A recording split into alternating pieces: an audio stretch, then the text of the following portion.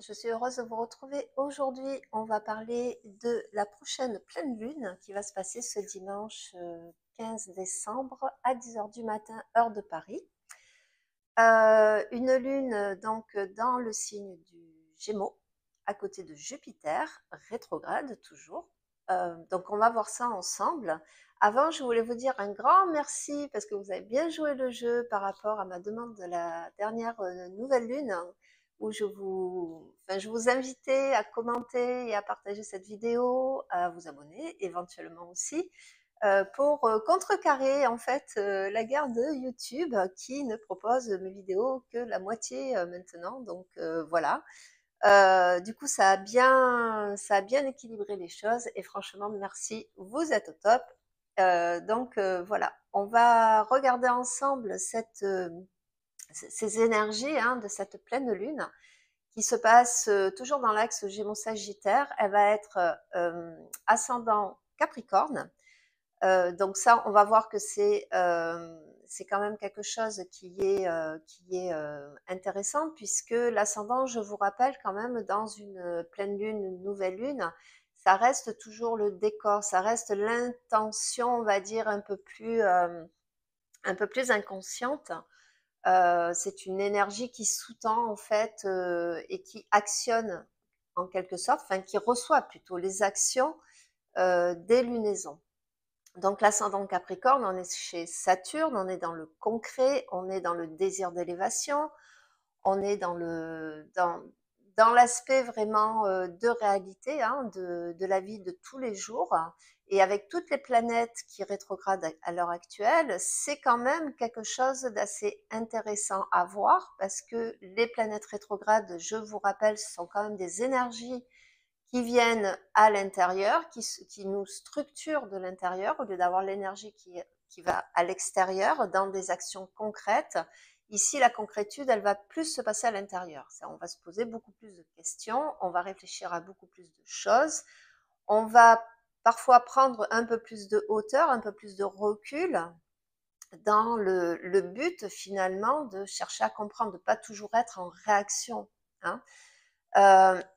Excusez-moi. Donc ça va être pour l'ascendant Capricorne, l'ascendant qui appartient à Saturne, et Saturne qui fait un T carré, encore une fois, il nous accompagne toujours, qui fait un T carré donc à Mercure qui est encore rétrograde et à Jupiter. On a 2 T carrés d'ailleurs dans cette pleine lune. La pleine lune en Gémeaux, ça veut dire que la lune arrive en Gémeaux. Elle va croiser la route dans la nuit du samedi au dimanche. Elle va croiser la route de Jupiter rétrograde. Jupiter, pour ceux qui sont chanceux, qui n'ont pas le temps très, très hivernal actuel où on a un ciel très couvert et très plombé, on va dire ça comme ça. C'est la première étoile que l'on voit apparaître dans le coucher du soleil. C'est Jupiter, on la voit, elle est très brillante. Et bien pour cette pleine lune, si vous avez la chance d'avoir un ciel dégagé quelque part dans un coin de la France, vous pourrez admirer cette conjonction, c'est-à-dire cet alignement, puisque la lune, en pleine lune, va énormément éclairer ce Jupiter dans le ciel. Elle va être vraiment collée à lui, on va dire. Une conjonction, je vous rappelle que c'est lorsque les planètes sont l'une derrière l'autre. Voilà.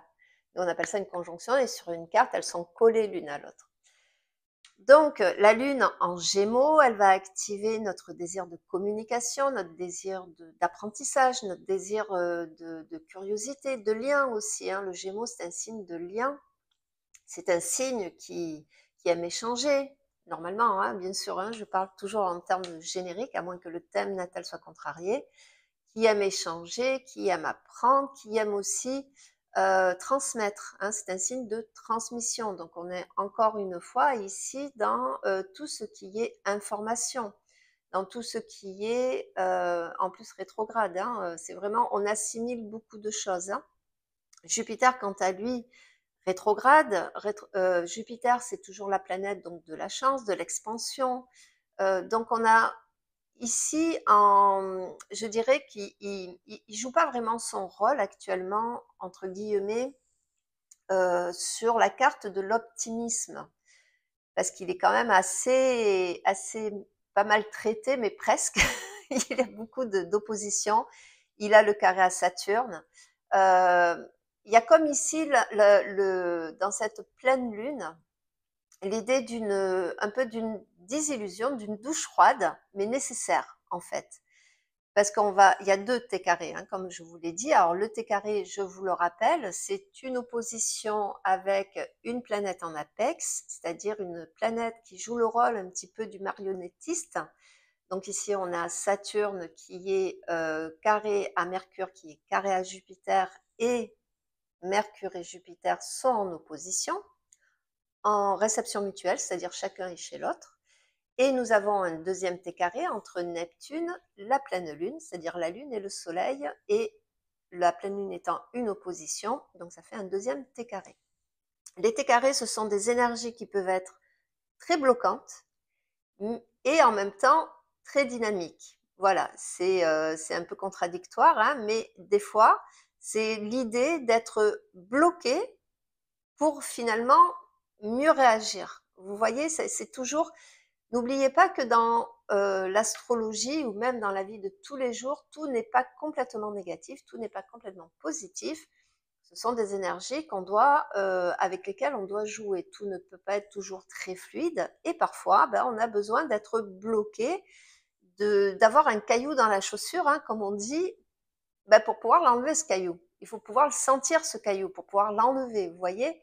Donc, que ça soit ici dans cet axe qui va nous parler de transmission, qui va nous parler de lien, qui va nous parler de curiosité, qui va nous parler de comprendre des choses,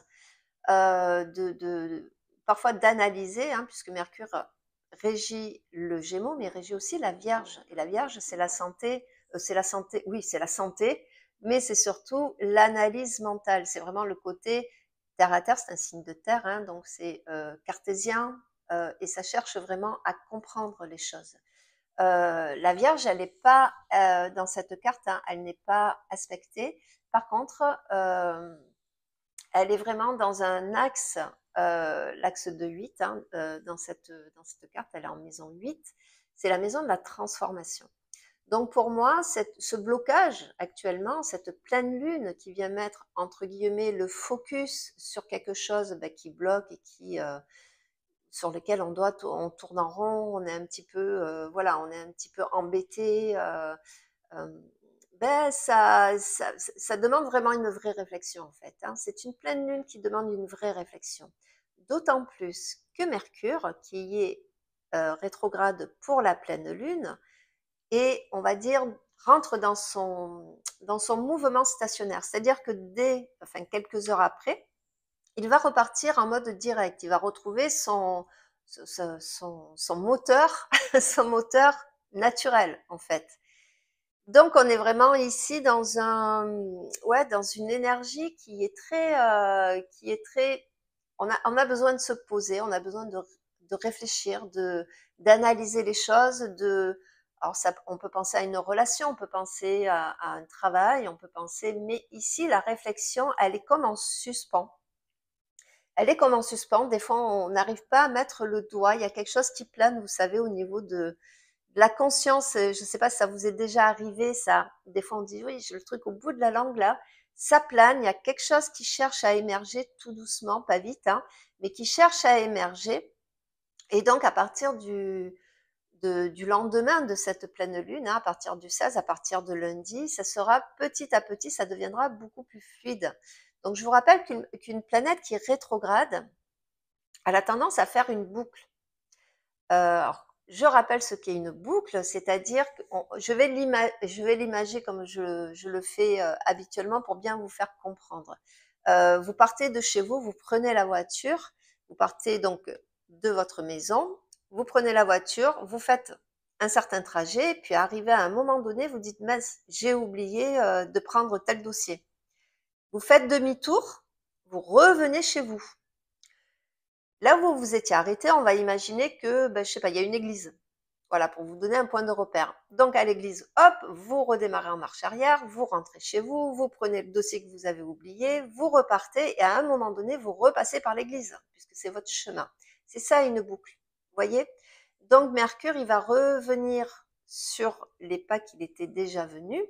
Et si s'était passé quelque chose à ce moment-là, il y a 3 semaines de ça, hein, donc ça nous ramène fin novembre, si vous butiez sur une problématique, à partir de lundi, petit à petit, bah, cette idée qui plane là, qui est, on va dire, à l'orée de la conscience, va petit à petit s'éclairer.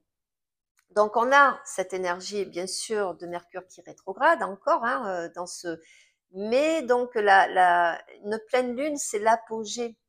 Après, on a les derniers quarts, hein, jusqu'à la nouvelle lune qui va se passer là le 30 décembre ou le 31 décembre, je ne sais plus, puisqu'on va avoir 2 nouvelles lunes, hein, au mois de décembre. Donc, finalement, la pensée va petit à petit se remettre en place, hein. On va trouver des solutions, c'est ce que demande le T carré. Donc, pour cette pleine lune, le T carré à Saturne, Saturne qui est toujours lui dans le Poisson, qui est direct en plus de ça. Donc on a ce côté où pour l'instant la pensée n'est pas encore bien structurante, mais qui va, dans les jours qui vont suivre cette pleine lune, petit à petit se structurer et avoir un peu plus de bon sens, un peu plus de sens, puisque je vous rappelle que Saturne dans le Poisson, c'est le principe de réalité dans le signe de l'irréalité. Et ben, on voit de plus en plus d'ailleurs, hein, on peut le voir à l'heure actuelle, que ben, ce qui ne tient pas la route ne tient pas la route et ne tiendra pas plus la route dans 2 jours, dans 3 jours. C'est-à-dire que là, Saturne est en train de te dire, bon là, les illusions, les idées, les trucs farfelus, voilà, même les choses anciennes qui fonctionnaient à l'époque, avant, ne fonctionnent plus aujourd'hui. On a besoin de se renouveler. Et quand on a des T carrés, le renouvellement ici, l'idée du renouvellement est assez prégnant, et notamment pour cette nouvelle lune, cette pleine lune, pardon, c'est assez prégnant, hein, tous ces T carrés, surtout avec Neptune, qui est le maître de l'illusion, qui est la planète de l'illusion. Ce sont les petites lunettes que l'on porte, hein, chacun, et on filtre, on voit chacun la vie à notre manière. Donc ça, c'est Neptune, hein. Donc ces 2 planètes envoient vraiment des signaux très forts, d'une au maître de la nouvelle lune et de la pleine lune, hein, puisque Mercure et Jupiter sont les 2 maîtres qui ont été, on va dire, sollicités pour cette lunaison, hein, dans l'axe Gémeaux-Sagittaire, et Saturne de l'autre côté, avec le Soleil et avec la Lune. Donc on a d'un côté le Soleil qui est notre moteur, hein, c'est la locomotive, c'est le père créateur, hein, ce sont les idées, comment je mets mes idées ici, et comment finalement je trouve un petit peu la foi en moi, hein, pour pouvoir avancer, puisque je vous rappelle que le Soleil est toujours en Sagittaire, donc sous les régies de Jupiter, hein, rétrograde. Donc il y a bien ici une quête de sens, il y a une quête de sens dans quel sens je mets dans ce que je fais tous les jours, c'est quoi le but? Le but de tout ça, qu'est-ce que c'est? On peut se poser plein de questions là-dedans, hein. On peut se poser la question, qu'est-ce que je peux faire finalement pour améliorer? Pour améliorer aussi ma condition, pour améliorer les choses, pour m'améliorer moi aussi, quelle définition j'ai de moi-même aussi, hein, quelle est l'image, quels sont et pourquoi j'utilise tel et tel outil, tel et tel moteur, quels sont finalement mes principes dans la vie. Jupiter fait un trigone à Vénus aussi, donc Vénus qui est chez Uranus, hein, dans le Verseau, et qui a besoin aussi de changer son échelle de valeur ici. Donc, on peut attribuer à cette pleine lune aussi un plein feu sur quelque chose finalement qui nous touche à cœur, qui est important pour nous. Et il y a une espèce de regain ici, un regain de, un regain de j'y crois en fait. Ouais, je veux bien y croire à ça, vous voyez, mais c'est quoi? Comment je fais pour trouver ces outils-là? Et c'est ça tout le cheminement. Comment je fais pour le mettre en concret? Comment je fais pour bâtir cette idée? Comment je peux la mettre finalement dans je peux l'insérer dans ma vie de tous les jours. C'est l'ascendant Capricorne. Comment je la construis, cette idée? Comment je peux la mettre en forme? Comment je peux le construire, cet égrégore-là? Vous voyez? Donc, il y a le but recherché ici, il y a une idée de renouvellement. On est dans le Gémeaux Sagittaire, hein, donc dans le Gémeaux, je vous rappelle que le Gémeaux, c'est un signe de retournement, c'est un signe qui est double, c'est un signe d'air aussi, de communication. C'est un signe qui a besoin de se transformer en quelque chose, d'évoluer, mais pas d'évoluer tout seul ici, hein. On est obligé d'évoluer avec quelqu'un. Donc, on recherche des actions concrètes à mettre en place sur une inspiration, sur une idée, sur, je sais pas, vous avez envie de vous former à autre chose, vous avez rencontré quelqu'un qui va vous sortir un petit peu de ce que vous connaissez jusqu'alors. Vous avez envie d'avoir une vie sociale un petit peu plus riche. Vous avez envie aussi parfois de couper avec certaines personnes, hein. C'est aussi faire le ménage, l'été carré. Je vous rappelle qu'un carré, c'est une dynamique où si on n'agit pas, on se prend des murs, hein, quand même, on se prend des portes sur le nez. C'est bloqué, c'est bloqué. Par contre, à partir du moment qu'on est dans cette dynamique de coupure, dans cette dynamique de changement, alors là, il s'active et je peux vous dire que c'est un vrai tremplin. C'est pour ça que je vous dis souvent, n'ayez pas peur quand on voit du rouge comme ça partout sur sur les thèmes. Et puis, je peux vous dire qu'elle est bien rouge, hein, cette pleine lune. Vous pouvez le voir sur la carte, hein. Ce n'est pas forcément que du négatif, c'est dynamique. Hein. On ne se repose pas, certes, mais c'est dynamique. Ne restez pas bloqué actuellement dans ces énergies-là. Alors, il y a cette sensation de blocage parce que on a des planètes qui sont encore rétrogrades, hein, notamment Jupiter. Jupiter, attention, rétrograde, ainsi opposé à Mercure, c'est aussi les erreurs de jugement. Donc, c'est pour ça que quelque part, il y a Jupiter qui aide. Jupiter, pardon, Saturne, pardon, qui aide, c'est le matin, hein, excusez-moi. Saturne qui aide à faire le tri du bon grain de livret, comme on dit, hein. Soyez à l'écoute de votre intériorité. Soyez à l'écoute. Je vous rappelle que Jupiter, c'est quand même la conscience expansive, hein. On est au-delà du mental. Donc, il y a bien quelque chose. Enfin, c'est pas au-delà du mental, ça c'est plus Uranus, mais on est dans quand même, on est quand même dans le conscient. Je vous rappelle que Jupiter est le Sagittaire, la maison 9. La maison 9, c'est la connaissance. C'est là où on va inclure les hautes études, c'est là où on va inclure la philosophie, où on va inclure la, la spiritualité. On va inclure le bien-être aussi, puisque c'est Jupiter, hein, donc on est ici dans quelque chose d'optimiste, hein. Sortir un petit peu du carcan de la vie de tous les jours, du concret, etc., etc. Et donc Saturne est juste là pour lui dire attention, de pas t'éparpiller en Gémeaux, attention de te recentrer, fais le tri dans tes pensées, fais le tri dans ce que tu aimes bien, fais le tri dans ton échelle de valeur, va faire le tri et là on va avoir cette pleine lune qui va éclairer cette pensée-là avec la lune à côté. Alors la conjonction est assez large. Pour moi, elle va plus s'activer dans la nuit du samedi au dimanche. Donc si vous sortez samedi, hein, attention, vous pourriez avoir soit des révélations, soit opposées à Mercure, on va dire une... Ah, je l'ai dit tout à l'heure, j'ai oublié.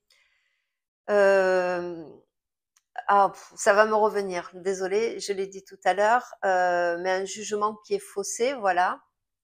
On peut aussi toucher du doigt un mensonge dans cette configuration-là et enfin voir ce mensonge.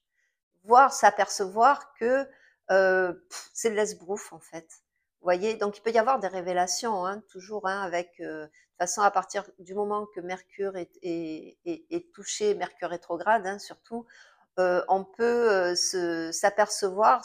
Alors s'il y a quelque chose qui vous met mal à l'aise, c'est qu'il y a quelque chose dans l'air qui est pas net, qui est pas, voilà, qui n'est pas hyper simple qui est pas clair en fait, vous voyez. Donc ça, c'est bien de s'arrêter et on prend du recul, on fait un petit peu le tri, hein.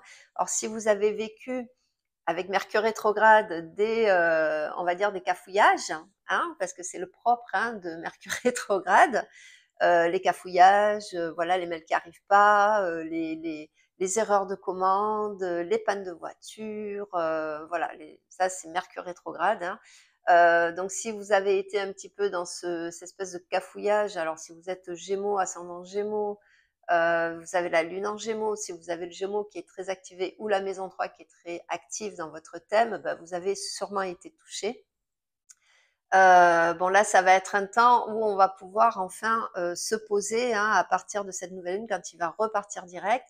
Mais n'oubliez pas la boucle, hein, c'est-à-dire qu'il va revenir à son point. Alors je n'ai pas regardé d'où il était parti. Je sais qu'il est resté en Sagittaire, il était à la toute fin du Sagittaire hein, de toute façon. Donc là, alors quand une planète repart direct, en général, elle est beaucoup plus rapide qu'en temps normal. C'est comme si vous imaginez un élastique. Hein, quand on lâche l'élastique, ça revole. Bon, ben, ça va un petit peu être la course de Mercure ici. Donc il y a des choses en 15 jours qui vont être assez réglées. Soyez patients. Voilà. Le Soleil se retrouve en maison 12 de cette pleine lune. La maison 12, c'est la maison de Neptune. Et nous avons Neptune, comme je vous le disais, qui était en T carré aussi avec cette pleine lune. Donc qui est en carré avec le Soleil. Et c'est ça dont je vous parlais tout à l'heure, qui est à l'orée de notre conscient. Mais on n'arrive pas à attraper le fil là, on n'arrive pas encore à tirer dessus. Hein. Mais voilà, cette pleine lune risque de vous donner le réca ici. Mercure qui est Neptune qui est direct est carré au Soleil et carré à la Lune, donc le côté quelque part donc la locomotive, hein, comme je vous disais, le Soleil c'est aussi les outils qu'on utilise hein, dans notre thème natal, et le côté émotionnel de la Lune qui est à côté de Jupiter, donc Jupiter qui amplifie le côté émotionnel. Hein. Alors pour on va dire le côté le plus négatif en soi, ça peut être la désillusion, parce que voilà, Neptune déchire le voile ici, pardon. Ça peut être vraiment la déception, une espèce de déception. On avait une idée, on a rencontré quelqu'un, on avait un projet, et là on s'aperçoit que c'était pas aussi rose qu'on nous l'avait vendu finalement. Donc on a besoin de se réajuster là-dessus. Hein. Mais la désillusion nous fait sortir de l'illusion. C'est pour ça que je vous dis, en soi, rien n'est jamais entièrement négatif. Soit on préfère, bien sûr, hein, faire l'autruche et continuer comme ça, avancer en se disant, bon, ben un jour, hein, ça va changer, ou soit on prend les rênes de sa destinée aussi, et puis on se dit, ben ça, je veux plus le vivre, je veux plus être, on va dire, dépendante de telle chose, je ne veux plus être toujours malmenée, peut-être par mes émotions, je veux pas toujours être malmenée par un mental qui me bouffe finalement, j'ai envie de me prendre en main. Donc, c'est des énergies qui ne sont pas forcément très faciles, mais qui nous mettent face à la réalité à l'instant T. Hein. Ce qui ne dure pas dans la vie, effectivement, tout a une fin dans la vie. Tout a un début, tout a une fin, tout a un développement. C'est un cycle qui est naturel, la conception, le développement et la fin. Hein, on est tous comme ça, que ce soit la nature dehors, la conception d'un projet, la conception d'un enfant, la vie. Hein, on passe tous par ce même processus de conception, de développement et de fin, finalement. Donc effectivement, il y a la fin, mais il y a une façon de finir, il y a une façon de se développer, il y a une façon de se concevoir aussi. Vous voyez, on peut le faire avec de la conscience ou on peut se laisser diriger par les aléas. Et parfois, ben, par les aléas, on n'est plus, comment dire, si on se laisse trop aller, si on se laisse, alors c'est bien d'être optimiste, hein, c'est bien de faire confiance, d'avoir la foi, mais tout en gardant un œil, hein, toujours en se positionnant de telle sorte à se dire, moi, mon libre arbitre, c'est mon choix, c'est la position que je prends à l'intérieur de moi. C'est soit je prends les choses entre guillemets en victime, soit j'essaye de quand même agir, et la seule façon d'agir, finalement, c'est mon positionnement intérieur. Je vous rappelle que le libre arbitre, il est très ténu. Il n'est pas aussi grand qu'on peut nous le laisser croire dans certains courants de pensée.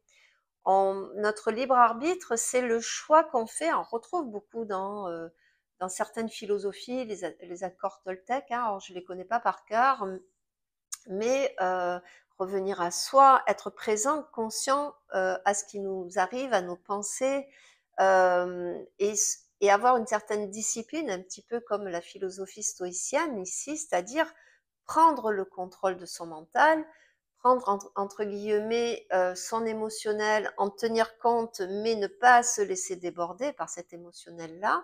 Et j'avoue que pourquoi je vous parle de ça? Ben parce que cette pleine lune, elle peut parler de ça. Elle peut nous donner l'occasion, finalement, de reprendre quelque part les rênes de quelque chose qui nous avait échappé, d'un mensonge qui avait été ici jusque-là dilettant, qui œuvrait dans le monde souterrain ici. Hein. Et je vous rappelle que Pluton, arrivé dans le Verseau, va toucher en carré les scorpions. C'est-à-dire qu'il va faire, là, de toute façon on le voit, hein. Là, là ça part en biberine de partout, il y a des révélations de partout, enfin bon bref. Et ça va être l'action aussi de Pluton à travers le Scorpion en carré, c'est-à-dire qu'il va demander que tout ce qui est, et puis c'est sa planète, hein, il connaît le Scorpion, hein, Pluton il maîtrise le Scorpion, donc là c'est un peu comme s'il disait bon là, hein, le mensonge, le souterrain, tout ce qui est caché, tout ce qui est un petit peu pas très clair, on va venir élaguer un petit peu tout ça, puisque le carré c'est quand même dynamique, hein, donc on n'en a pas fini, hein, on en a pour 20 ans, hein, donc mes amis scorpions, accrochez-vous. Hein.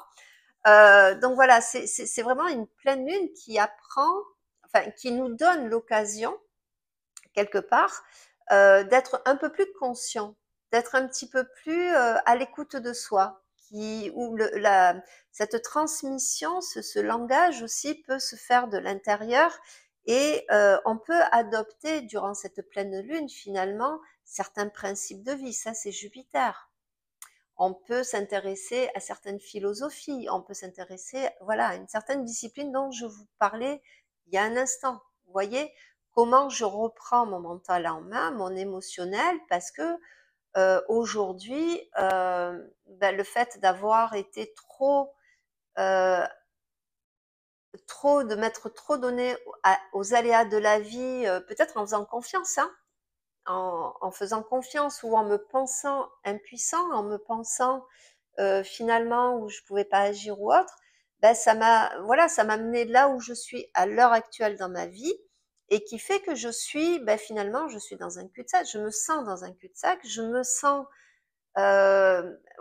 impuissant dans ma vie. Donc comment je reprends mon pouvoir finalement, et ce pouvoir-là, il peut venir que de mon mental. Comment je reprends ma santé en main, comment je reprends mon côté émotionnel en main, comment je reprends ma vie quelque part, pas à pas, hein, je vous parle pas de tout révolutionner, parce qu'on ne peut pas tout révolutionner comme ça d'un coup. Hein. Alors ça peut arriver, hein, un coup d'Uranus, voilà, en trigone quelque part, ou en carré même, hein, des fois, ça peut donner une révolution dans une vie, effectivement. Mais on se change pas à l'intérieur. Vous voyez, c'est comme quelqu'un qui gagne au loto, sa vie financière va changer du tout au tout, il va passer d'un point A à un point Z, mais la personne en elle-même, elle va pas forcément changer. Vous voyez, il y en a qui vivent très bien et il y en a qui le vivent très très mal. Hein. C'est le fait de gagner au loto, par exemple. Vous voyez, parce que le travail intérieur n'a pas été fait. Voilà.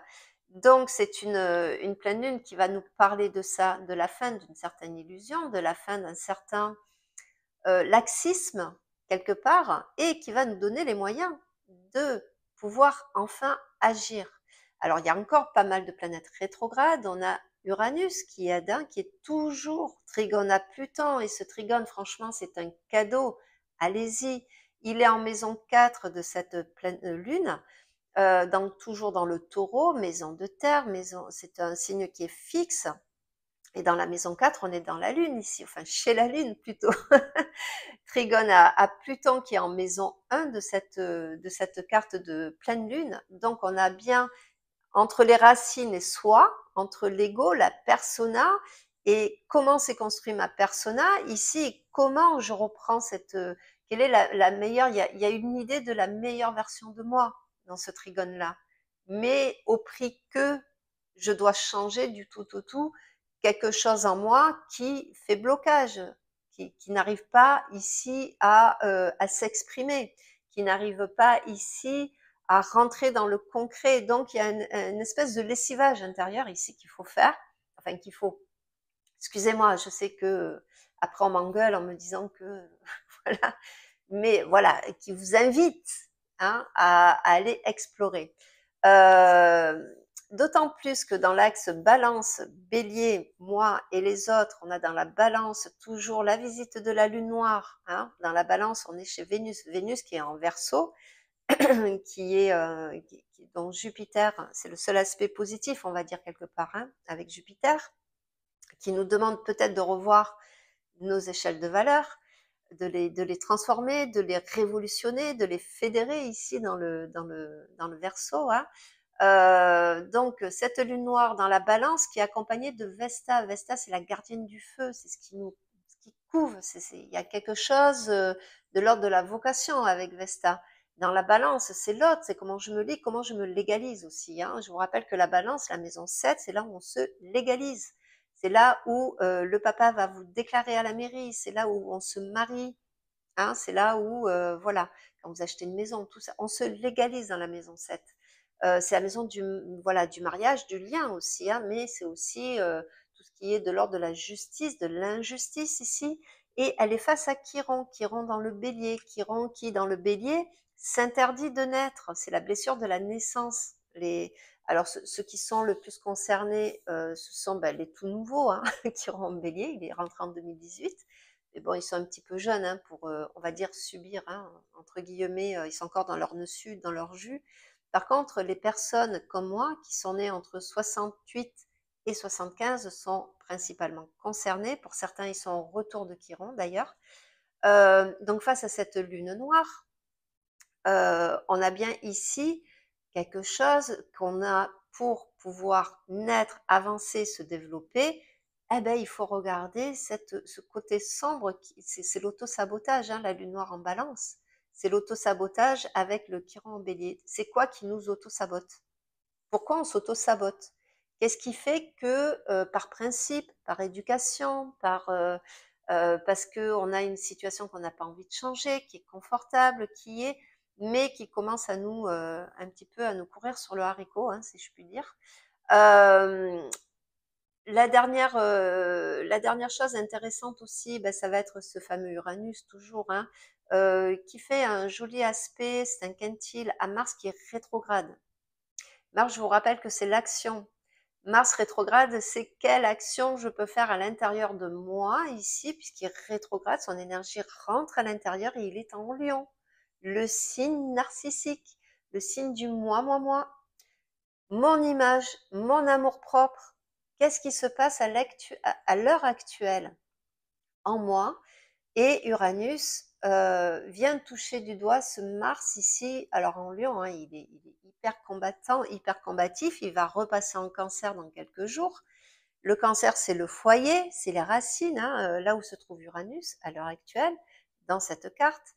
Donc on est ici vraiment dans la symbolique. Quand il va repasser en Cancer, on est ici dans la symbolique et il va faire on va dire un sextile à Uranus après. Hein. Donc il va rester en bon terme avec Uranus. Donc ici, c'est qu'est-ce qu'il y a à l'intérieur de moi qui m'auto-sabote et qui fait que je n'arrive pas à avancer finalement. Pourquoi je crois que je suis pas capable, que je suis pas à la hauteur, pourquoi j'entame quelque chose, je n'arrive pas à le finir. Alors ça, Mars, hein, rétrograde, on aura l'occasion d'explorer ce côté-là, parce qu'on va essayer plein de choses pour se trouver soi-même. On peut reprendre aussi un vieux projet, bizarrement, hein, dans ces énergies-là. On peut, surtout quand il sera en Cancer face au Capricorne, et que je vous rappelle que le Capricorne, c'est le temps, hein, c'est la vieillesse, hein, le Capricorne. Donc, on peut renouer avec un vieux projet, une vieille idée.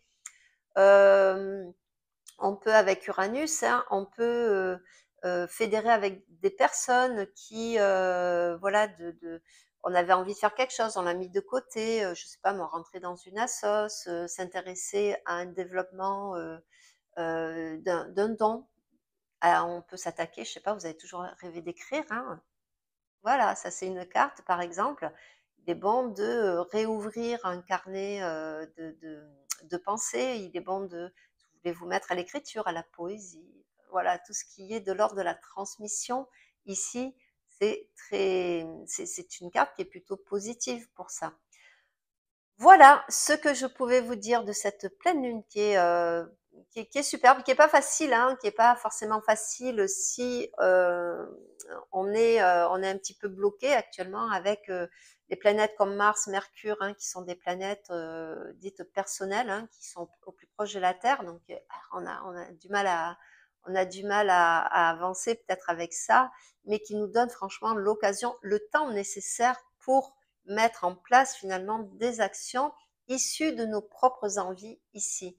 Alors Mars, on en a pour un bon moment. Est-ce que je voyais autre chose? Non. Attention au jugement de valeur faussée, hein. Attention à ne pas vous tromper. Prenez vraiment de la hauteur, hein, pour cette pleine lune. Voilà ce que je pouvais vous dire. Donc, je vous rappelle que vous retrouvez mon travail sur ma page Facebook Les Étoiles de Shambhala et vous retrouvez aussi mon travail sur mon site internet alexandradalancouteau, pas arrobase, mais webnote.fr. Par contre, je voulais, parce que vous m'écrivez énormément à travers mon site, moi je vous réponds toujours, hein, par messagerie, mais je vous rappelle aussi que sur mon site internet, il y a mon numéro de téléphone et vous pouvez me joindre sur WhatsApp ou par SMS. Des fois c'est plus fluide, hein. Alors moi souvent j'invite les gens qui me contactent, hein, à passer à ce mode-là. Ne m'appelez pas parce que je décroche rarement, tout simplement pour 2 raisons. Soit je suis occupée, hein, que ce soit, voilà, soit dans ma vie, de tous les jours ou, je suis souvent en séance. Mais c'est aussi que mon téléphone, il filtre et quand il connaît pas le numéro, ça ne sonne pas chez moi. Donc ne cherchez pas à m'appeler directement, mais par contre, envoyez-moi un texto. Vous pouvez me joindre par, WhatsApp et voilà ce que j'avais à vous dire. Alors, c'est Noël bientôt aussi, hein. Offrir un thème de Noël, c'est toujours une super méga bonne idée. Voilà, donc visitez mon site.